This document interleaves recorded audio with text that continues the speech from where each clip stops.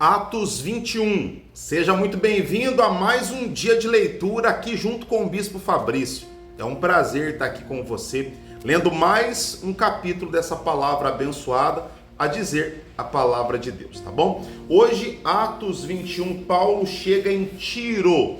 Nós vamos ler mais um capítulo, como sempre, já coloca aqui, ó, bom dia, boa tarde, boa noite. Que hora que você está lendo comigo?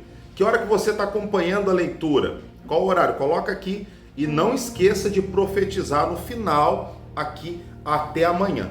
Porque amanhã nós estaremos novamente, porque estamos lendo a Bíblia toda, um capítulo por dia, então amanhã você vai estar aqui comigo novamente, né? Vamos lá.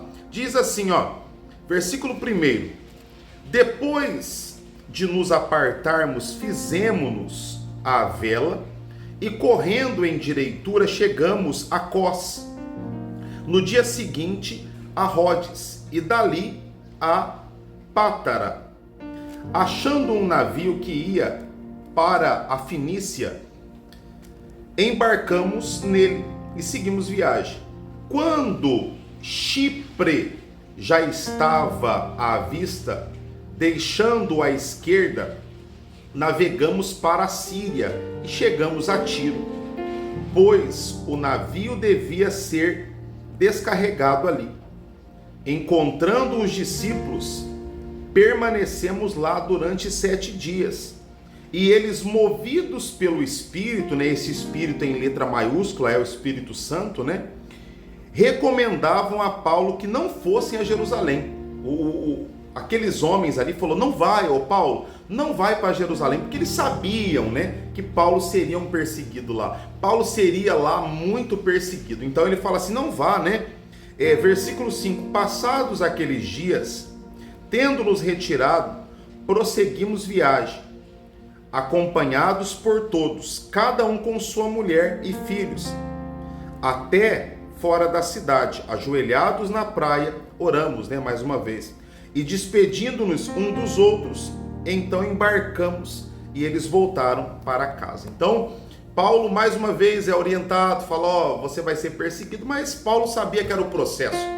Eu e vocês temos que entender que muitas coisas na nossa vida são um processo, mas Deus sempre disse para Paulo que estaria com ele. E se Deus estava com Paulo, o resto é resto. Se Deus estava com ele, o resto é resto, né?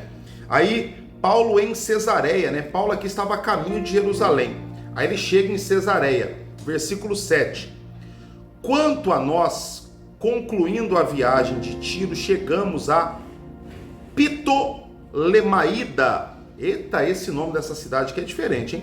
Onde saudamos os irmãos, passando um dia com eles. No dia seguinte partimos e fomos para Cesareia.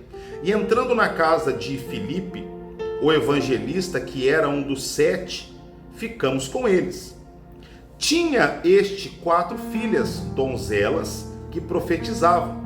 Demorando-os ali alguns dias, desceu da Judéia um profeta chamado Ágabo, e vindo ter conosco, tomando o cinto de Paulo, ligando com ele os próprios pés e mãos, declarou, isto diz o Espírito Santo, assim os judeus em Jerusalém farão ao dono deste cinto e entregarão nas mãos dos gentios.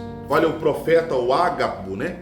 O Ágabo, esse profeta chegou, pegou o cinto de Paulo, prendeu as mãos dele, prendeu os pés e falou assim, assim diz o Espírito Santo, vão fazer isso com o dono deste cinto. E o cinto era de quem? Era de Paulo. Então ele estava profetizando que Paulo seria perseguido, Paulo seria preso, né? Versículo 12. Quando ouvimos estas palavras, tanto nós como os daquele lugar, rogamos para Paulo que não subisse a Jerusalém. Eles ouviram aquela profecia e falaram, Paulo, pelo amor de Deus, não vai. Não vai, Paulo, eles vão perseguir você. Mas Paulo é Paulo, né, pessoal? Versículo 13. Então ele respondeu, que fazeis chorando e quebrantando-me o coração? Pois estou pronto, não só para ser preso, mas para até morrer em Jerusalém pelo nome do Senhor Jesus. Olha, você consegue imaginar a dimensão disso aqui? Vamos parar um pouquinho aqui, olha aqui para o bispo aqui, ó. Você consegue imaginar isso? Paulo está sendo profetizado que ele está indo para Jerusalém, ele vai ser preso, vai sofrer. Aí as pessoas, por amarem a Paulo, chegam para ele e falam assim: ô Paulo, eu gostaria que você não fosse, porque vai ser melhor. Aí o Paulo fala: por que vocês estão tentando amolecer meu coração? Eu estou tão abençoado, tão na unção, que eu estou preparado não só para ser preso, não. Eu estou preparado até para morrer pelo nome de Jesus. Você tem noção que esse Paulo, no capítulo 9 que nós lemos aqui, no capítulo 9, ele estava pegando autorização com os líderes que perseguiam a igreja para ir matar a igreja? Você tem noção da conversão, da transformação desse homem? Você tem noção do poder que Deus tem para mudar a vida de uma pessoa quando se entrega para Ele? Paulo, que lá atrás era matador de crente, perseguidor, agora está pronto e preparado para morrer pelo amor e pelo nome de Jesus. Isso é lindo, isso é maravilhoso, né? Versículo 14. Como, porém, não o persuadimos, conformados, dissemos: faça-se a vontade do Senhor, né? Eles se conformaram, né? Versículo 15. Passados aqueles dias, tendo feito os preparativos, subimos para Jerusalém. E alguns dos discípulos também vieram de Cesareia conosco, trazendo consigo Minasson, natural de Chipre, velho discípulo com quem nós deveríamos nos hospedar, né? Versículo 17. Paulo chega em Jerusalém. Tendo nós chegado a Jerusalém, os irmãos nos receberam com alegria. No dia seguinte, Paulo foi conosco encontrar-se com Tiago, e todos os presbíteros se reuniram. E tendo-o saudado, contou minuciosamente o que Deus fizera entre os gentios por seu ministério. Ouvindo-os, deram eles glória a Deus e lhe disseram: bem vês, irmãos, quantas dezenas de milhares há entre os judeus que creram, e todos são zelosos da lei. Paulo foi falar, como que Deus tinha usado ele poderosamente entre os gentios, e eles deram glória a Deus. Versículo 21. E foram informados a teu respeito, que ensina todos os judeus entre os gentios e apostatarem de Moisés. O que é apostatarem? É deixar a lei de Moisés para lá e seguir a lei de Cristo. Porque Moisés, a sua lei, ela nos leva a Cristo. A lei de Moisés mostra o caminho, mas Cristo é que nos leva até a promessa. Então ele está falando assim, você ensina o povo a deixar de lado a lei. E esse deixar de lado não é deixar de obedecer, não. É através do conhecimento da lei, obedecer a Cristo. Obedecer. É igual você saber as leis de trânsito. Você conhece as leis de trânsito. Aí você pega as leis de trânsito e você coloca ela em prática. Você vai e dirige. Você vai e chega ao destino. Através das leis, você sabendo que você tem que dirigir na pista de carro, que você tem que ultrapassar na hora correta, usando as leis você chega ao destino. É mais ou menos isso, de uma maneira resumida, né? Aí ele fala, dizendo-lhes que não devem circuncidar os filhos, nem andar segundo os costumes da lei. Versículo 22. Que se há de fazer, pois certamente saberão da tua chegada. Faze, portanto, o que te vamos dizer. Estão entre nós 4 homens que voluntariamente aceitaram o voto. Toma-os e purifica-te com eles e faze despesas necessárias para que raspem a cabeça. E saberão todos que não é verdade o que se diz a teu respeito, e que pelo contrário andas também tu mesmo guardando a lei. Eles queriam influenciar Paulo, né? E olha o que aconteceu. Quanto aos gentios que creram, já lhes transmitimos decisões, para que se abstenham das coisas sacrificadas a ídolos, da carne, do sangue, né? Carne de animais sufocados e de relações ilícitas, né?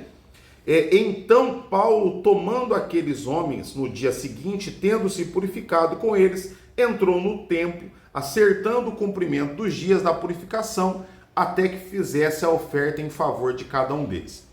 a prisão de Paulo, né?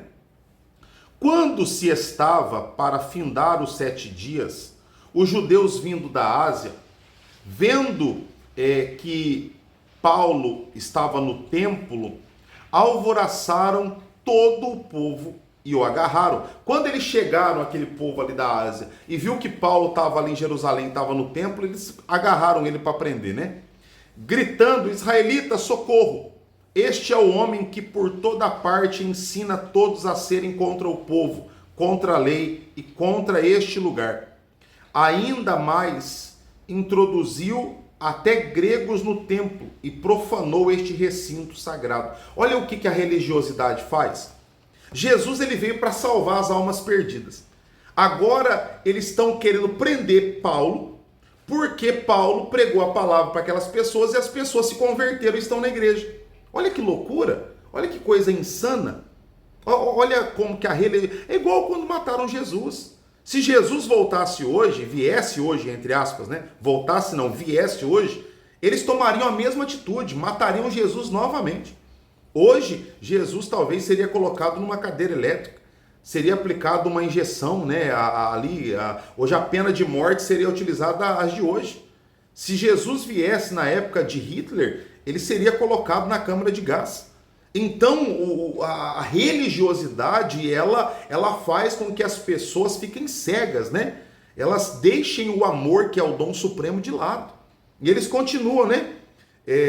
O versículo 30, agitou-se, né? O versículo 29, primeiro, ele fala assim, ó: pois antes tinha visto Trófimo, o Efésio, em sua companhia na cidade, e julgavam que Paulo o introduzira no templo. Agitou-se toda a cidade, havendo concorrência do povo, e agarrando a Paulo, arrastaram-no para fora do templo. Imediatamente foram fechadas as portas, procurando eles matá-lo. Chegando ao conhecimento do comandante das forças que toda Jerusalém estava amotinada, então este, levando logo soldados e centuriões, correu para o meio do povo. Ao verem chegar o comandante e os soldados, cessaram de espancar Paulo, né? Aproximando-se o comandante, apoderou-se de Paulo e ordenou que fosse acorrentado com 2 cadeias, perguntando quem era e o que havia feito, né? O comandante chegou, viu o povo batendo em Paulo, separou o povo ali, tirou aquela amotinação, pegou o Paulo e falou: o que esse homem fez? Por que vocês estão fazendo isso com ele? E colocaram ele no cantinho, né? Versículo 34. Na multidão uns gritavam de um modo, outros de outro. Não podendo ele, porém, saber a verdade por causa do tumulto, ordenou que Paulo fosse recolhido à fortaleza. Ao chegar às escadas, foi preciso que os soldados o carregassem por causa da violência da multidão. Olha que loucura, o povo falando que Paulo era para ser condenado porque levou gente ao arrependimento, mas estão espancando ele, estão agredindo. Quem era para ser preso era eles. Quem era para ser condenados eram eles por agressão. Por agressão. E ele continua dizendo no versículo 36, pois a massa do povo seguiam gritando: mata-o! E quando Paulo ia sendo recolhido à fortaleza, disse ao comandante: é-me permitido dizer-te alguma coisa? Respondeu ele: sabes o grego? Não és tu, porventura, egípcio, que há tempos sublevou e conduziu ao deserto 4.000 sicários? Respondeu-lhe Paulo: eu sou judeu, natural de Tarso, cidade não insignificante da Cilícia, e rogo-te que me permitas falar ao povo. Obtida a permissão, Paulo, em pé na escada, fez com a mão sinal ao povo. Fez-se grande silêncio, e ele falou em língua hebraica, dizendo... Olha que interessante, o versículo 22, nós vamos ver Paulo se defendendo diante daquele povo. Mas isso é algo de se pensar. Olha o que a religiosidade ela causa. Olha para que você entenda. Aquele povo disse que Paulo tinha que ser preso, porque converteu e levou pessoas no nome de Jesus ao arrependimento. Só que aqui nós estamos vendo um povo agredindo ele. Aqui nós estamos vendo um povo batendo nele. Olha a que ponto chegam as pessoas. Nós temos que tomar muito cuidado para não nos tornarmos pessoas dessa forma, que julgam, pessoas que não analisam, pessoas que agem antes de pensar. Nós não podemos ser assim. E para não entrarmos em algo muito perigoso, chamado hipocrisia. Essa foi a palavra de hoje. Que Deus abençoe você. Coloca aqui, nos comentários, glória a Deus. E escreve aqui, até amanhã, bispo. Porque amanhã eu quero ver você aqui lendo mais um capítulo comigo. Nós vamos ver amanhã a defesa de Paulo. O que Paulo falou? Paulo subiu na escada e foi proferir palavras de defesa. E vai ser o que nós vamos ver amanhã, tá bom? Beijo no seu coração. Até amanhã. Que Deus te abençoe.